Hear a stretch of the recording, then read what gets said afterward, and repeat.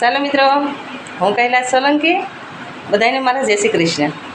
મિત્ર, કોઈ માણસે મને પૂછ્યું કે તારા પરિવારમાં તારા સંતાન એમ જ છે કે તારો પરિવાર?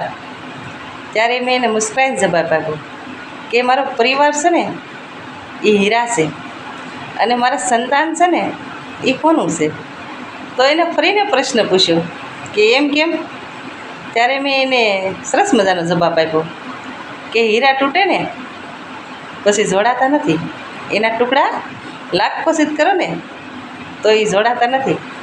અને હોનું તૂટ્યું હોય ને અને એને આગમાં મેલો એટલે એની દરાડ બે હોનાના ટુકડા એક થઈ જાય અને એની માથે સરસ મજાની ડિઝાઇન તમે દોરો એટલે એની કિંમત ઓર વધી જાય. એટલે આપણા સંતાનો છે ને એ જ આપણું ખરું હોનું છે. પરિવાર છે ને એ તો કાચના ટુકડા છે, એક વખત તૂટી જાય ને પછી જોડાતા નથી.